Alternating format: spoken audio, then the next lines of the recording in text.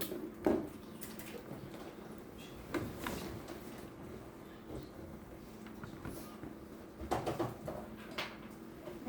히든 챔피언 9에서 12장을 맡은 조혜진입니다. 먼저 못하는 유학의 9장부터 12장까지 말씀드리고 견해 말씀드리겠습니다. 시작하기 앞서서 질문을 한번 드리도록 하겠습니다. 히든 챔피언이라고 앞에서 두 살펴서 말씀해 주셨는데 히든 챔피언은 뭘 중요시하는 기업을 말하는 것일까요? 이것에 대해서 당장 대답을 하지 않으셔도 괜찮습니다. 제가 마지막에 다시 한번 물어볼 테니 그때까지 잘 생각해 주시고 제 발표를 유심히 들어주세요. 대답 못하면 어떻게 되는 거야? 대답 못하면 제가 대신 대답해 드리겠습니다. 벌을 줘야지. 대답 못하면. 그러면 하여간 9장부터 말씀을 드리자면 먼저 이 표를 보시면 이 표는 대학 졸업자들이 얼마나 히든 챔피언에 근무하는가, 그러니까 히든 챔피언 기업에서 대학 졸업자들이 꽤나 많다는 것입니다. 점점점 늘어나서 벌써 19.1%는 되고 있죠. 이와 같이 히든 챔피언 기업에서 무엇을 원하는가, 어떤 직원을 원하는가에 대한 답이 여기에 일부가 실려 있습니다. 자, 보시면 히든 챔피언 기업은 어떤 직원을 선호할까요? 그것을 같이 알아보도록 하겠습니다. 자, 먼저 성과, 그리고 병가율, 이직률, 유연성이 좋은 직원들을 원하는데요. 먼저 기업 문화와 일체감, 동기부여가 중요하다고 나와 있는데 이게 무엇이냐면 기업에서 성과가 안 나오는 직원인데 계속 그냥 그래도 이 직원은 우리랑 친하고 계속 같이 있었으니까 그냥 넘어가야겠다 이러지 않고, 성과가 없으면 너의 성과가 안 나와 하면서 따끔하게 벌을 주고, 그러한 사람들을, 성실한 사람들을 욕보이지 않도록 성실한 사람들을 좀 더 중시하고 게으름을 용납하지 않는 그런 분위기를 가지고 있습니다. 그래서 그러한 일체감과 동기부여를 가짐으로써 좀 더 성실한 직원들이 더 많은 비율을 차지하게 되는 것이죠. 그래서 실습 기간부터 직원들을 엄격하게 선발합니다. 기업이 차별화를 가지려면 어떤 걸 먼저 해야 될까요? 아까 고정할 땐가 말씀을 해주셨는데 아이디어가 중요하다고 말씀을 해주셨죠. 저도 그 이야기에 동의를 하는데요. 기업은 앞으로 우리나라는 아이디어로 먹고 살고, 우리나라뿐만 아니라 전 세계는 아이디어로 먹고 살 그러한 시대입니다. 그런데 그 아이디어는 누구 머리에서 나오죠? 사람 머리 안에서 나오죠. 그렇기 때문에 히든 챔피언 같은 숨은 강자의 기업은 그 안에서는 인적 자원을 굉장히 중요시합니다. 따라서 실습 기간부터 엄격한 선발로 이렇게 뭐든지 성실한 직원을 많이 고용하는 것이죠. 그렇게 해서 성실한 직원을 많이 유치한 뒤에 이제 지방 위치라고 되어 있는데 이 부분은 전문직 같은 경우에는 서울권에 위치하지 않고 막 지방에 많이 위치하는 경우가 많습니다. 뭐 예를 들어서 첨단 테크놀로지, 뭐 그러한 기술을 가진 기술직 분들께서는 여기저기 퍼져 계세요. 그렇기 때문에 지방에 위치하면서 해외 직원도 비율도 높은 그런 회사들이 꽤나 많다는 것이죠. 따라서 이 내용도 같은 내용인데요. 강한 기업 문화와 충성심, 그리고 자질, 근무 유형 감점 이런 내용이 있는데 결국은 다 성실한 직원을 뽑겠다는 이야기입니다. 그리고 이걸 말씀드렸는데 재입사를 하는 경우도 많이 있는데요. 심심찮게 봅니다. 그런데 보통은 퇴사를 했다가 다시 들어간다고 하면 보통 받아줄까요? 안 받아줄까요? 안 받아줘요. 안 받아주겠죠. 그런데 히든 챔피언 기업은 조금 다릅니다. 재입사를 한다는 것은 내가 다른 회사를 갔는데 이 회사에 다시 돌아왔어요. 그런데도 마음에 든다는 것입니다. 그렇기 때문에 오히려 우리 기업의 가치가 상승할 수도 있다라고 인식을 하는 것이죠. 따라서 재입사를 허용하고 재입사를 환영하는 그런 분위기가 형성이 되어야 좋다라는 말을 하고 있습니다. 따라서 높은 성과를 올리려면 어떻게 해야 되는지 하나하나 이야기를 하는데요. 그 내용은 직원이 많으면 사공이 많으면 배가 산으로 가죠. 그리고 어때요? 돈도 많이 들죠. 그렇기 때문에 직원 수가 적어야 돼요. 그런데 그 직원이 한 사람은 놀고 한 사람은 열심히 일하는데 그럼 어떻게 되겠습니까? 그 노는 사람이 인적 자원으로서의 일을 하나요, 안 하나요? 안 하죠. 그렇기 때문에 직원 수가 적으면서 그럼에도 그 직원이 성실한 직원이어야 합니다. 따라서 아까 말씀드렸던 것처럼 이제 성실하고 게으름을 용납하지 않는 이런 기업 문화가 굉장히 중요한 거예요. 여기도 나와 있지만 똑같은 말입니다. 자, 그래서 이렇게 성실한 직원 뽑았어요. 그러면 이 기업은 앞으로 어떻게 해야 되죠? 이 인적 자원을 이용해서 조그만 성과를 차근차근 쌓아가야 합니다. 그래서 작은 단위에서부터 조그마한 것들부터 천천히 쌓아간다면 예를 들어서 갑자기 새로운 사업을 한다던가 그런 거는 그렇게 중요하지 않습니다. 자기가 하던 일에서 약간의 변화를 준다던가 음식을 판다고 한다면 판매하는 곳에서 소비자 응대하는 그 방식을 좀 바꾼다던가 아니면 판매하는 방식을 좀 더 효율적으로 다만 탁월한 성과를 내야 됩니다. 경쟁사보다 더 탁월한 조그만 것들부터 차근차근 경쟁사보다 더 낮게 만들어야 그것이 진정한 히든 챔피언이 되는 지름길입니다. 따라서 독립된 단위의 부분 과제를 맡기고 이거는 분권화라고 하는 것인데 직원들이 열심히 일을 하잖아요. 근데 일을 하는데 하지도 않아야 될 일을 자꾸 하는 거예요. 그런 것들을 필요 없는 일은 분권화를 시켜서 맡겨버리는 겁니다. 다른 기업에. 따라서 다른 다 내용은 똑같고 결국 이제 괜찮은 직원 뽑아서 높은 성과를 올려라 이런 이야기입니다. 자, 10장으로 넘어가면 기업이 성공을 하려면 세 가지가 필요한데요. 기업가 기질, 그러니까 리더십, 그리고 직원, 그리고 경영을 잘해야 됩니다.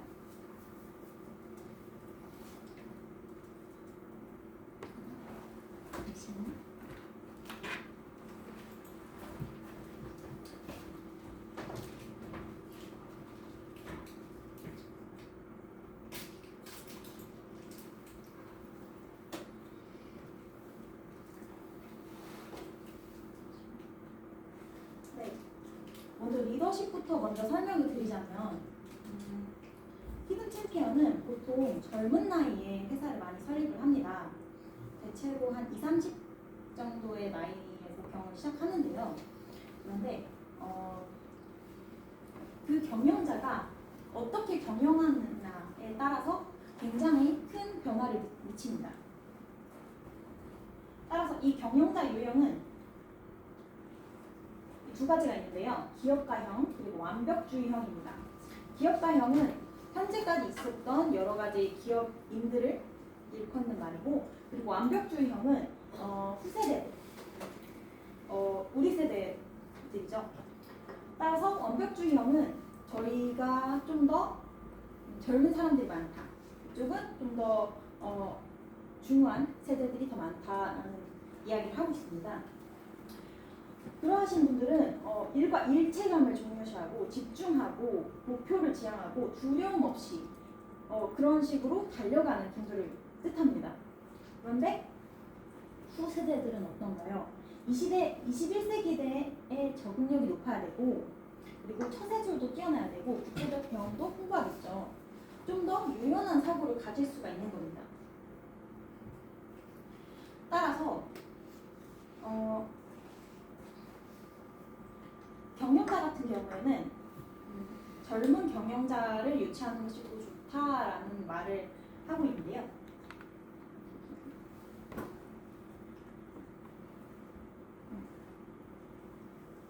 놓치면 히든 챔피언의 성공은 경영자의 인격과 능력에 의존을 하면서 후계자의 문제에 굉장히 큰 골머리를 앓고 있습니다.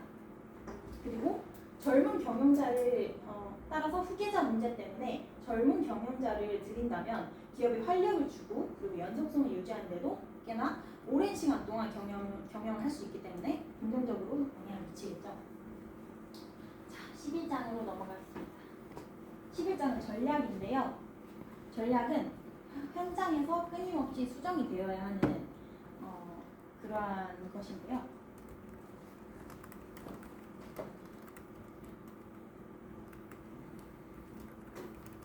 전략 개발의 칼폰 클라우 제비츠는 전략이 현장에서 끊임없이 수정되어야 한다고 계속 말하고 있습니다. 전략 개발은 낚시와도 같습니다. 왜냐하면 물고기를 낚을 때 어떻게 해야 되죠? 땡. 혹시 핸드폰 게임으로 낚시해 보신 적 있으신가요? 목표물을 딱 이렇게 집중을 하고 이 목표를 설정한 다음에 내가 어떤 낚싯대를 가지고 있고 그런 걸 다 알고 있어야 되잖아요. 어떤 시장에서 어떤 바다에서 내가 낚싯대를 던져야 참치가 낚일지 상어가 낚일지 모르는 일이잖아요. 그렇기 때문에 사업을 시장을 정리를 잘 해야 되고 그리고 내가 어떤 사람인지 역량을 잘 분석을 하고 그다음에 고객을 분석을 하는 거죠. 이제 낚은 물고기를 가족에게 줄지 제가 먹을지 이런 거 분석을 해야 되는 거고 이제 경생사 옆에서 같이 낚는 사람이 한 명 더 있어요. 그래서 여기서 막 낚고 있는데 그냥 낚싯대는 괜찮아. 근데 어선이야. 그래서 거기 물고기 싹 다 낚아가. 그러면 제가 낚을 물고기가 없겠죠. 그렇기 때문에 경생사도 분석을 해야 되고 앞으로 어떻게 물고기 낚을지 이런 것도 다 예측을 해야 되는데요. 이거를 혼자서 하기가 까다롭습니다. 그렇기 때문에 모듈이 이런 식으로 나왔는데 벤치마킹 다른 회사를 벤치마킹해서 그 벤치마킹을 한 회사를 뭐라고 일컫느냐면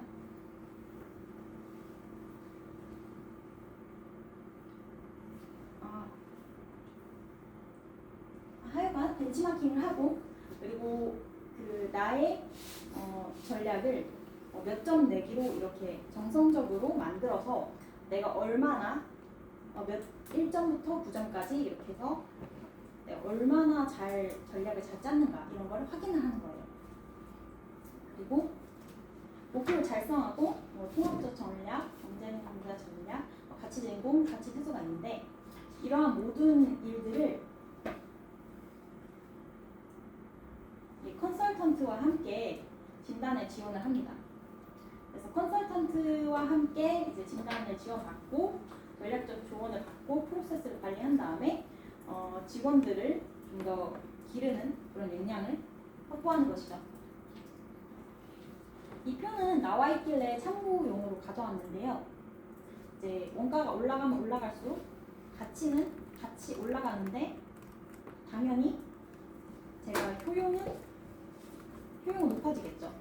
그런데 원가는 선정부시로 치웠습니다. 그래서 어디서 내가 어느 정도의 그 원가를 선택할지 그런 것들을 잘 선택을 해야 여기서 한다면 원가가 낮고 여기는 가치가 좋겠죠. 가령 저 편은 말이야 그냥 이렇게 생각하면 돼.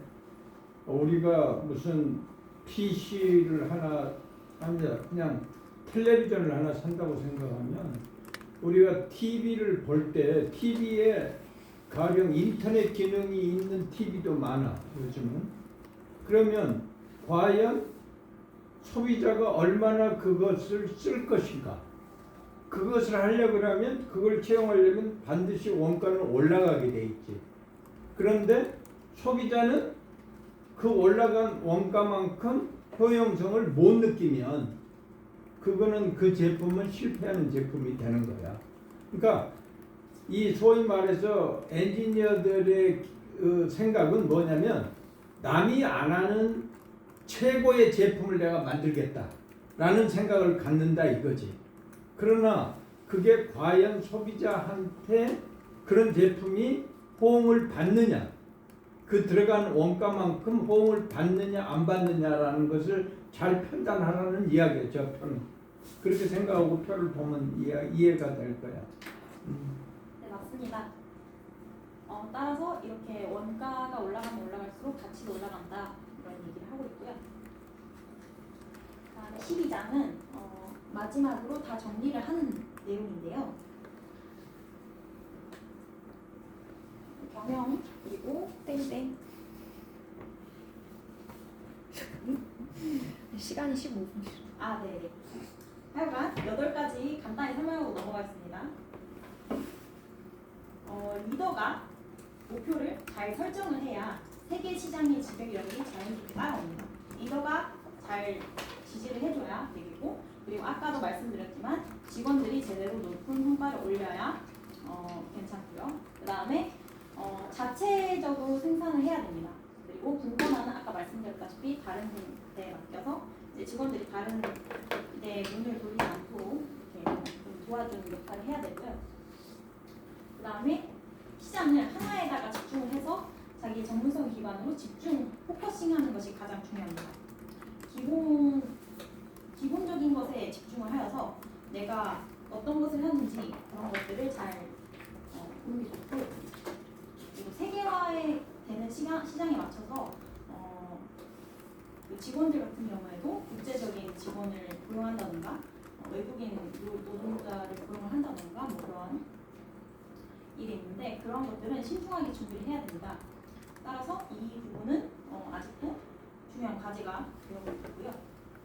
그리고 혁신은 이제 아까 말씀드렸다시피 높은 성과를 올리는 직원들이 혁신을 이루는 것이 중요합니다.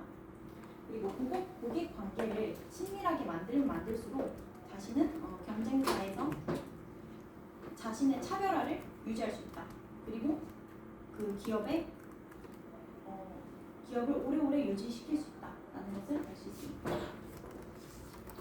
이 표는 그냥 참고로만 갖고 왔는데, 이거 하나에만 집중을 하면 다각화를 하고 그리고 또 분업을 하는 거죠. 분권화를 하는 겁니다. 자, 그러면 처음에 말씀드렸던 내용을 다시 한번 여쭤보겠습니다. 히든 챔피언은 무엇을 중요시하는 기업일까요? 자유롭게 말해주세요. 인적 자원을 중요시하는 기업. 인적 자원을 또 있나요? 비전? 어떤? 말씀해 주십시오. 비전을 좀. 비전 또 있나요? 한 명만 더 보겠습니다. 없다면 넘어가도록 하겠습니다. 아쉽게도 정답이 안 나와서 그들은 기본을 중요시하고 실천하는 기업이다 라는 것을 알 수 있었습니다. 이것은 저의 전에 근데 시간이 지나서 간단하게만 말씀드리겠습니다. 히든 챔피언이라는 책을 읽으면서 우리나라 기업이 좀 배워야 한다고 생각을 했습니다. 왜냐하면 여기저기에다가 문어발 형식으로 이렇게 다 발뻗칠 게 아니라 집중 전략을 사용해서 특정 분야의 전문성을 확실히 갖추고, 그리고 해당 분야에서 최고의 품질과 서비스를 제공해야만 이것이 의의가 있다고 생각을 합니다. 이는 경쟁에서 우위를 점할 수 있는 굉장히 중요한 요소이기 때문에 이것이 가장 중요하다고 저는 생각했고요. 그 다음에 두 번째 키워드는 세계화인데요. 세계화는 현재 세계화가 굉장히 많이 공포되어 있는 많이 중요시되고 있는 시점에서 인터넷과 글로벌화의 발전 덕분에 저희 중소기업들도 해외 시장에 많이 진출할 수가 있게 됐는데요. 과거 독일의 사례처럼 한국 기업들도 이런 기회들을 많이 잘 사용을 하여서 적극 활용해서 더 잘 나아가셨으면 좋겠습니다. 감사합니다.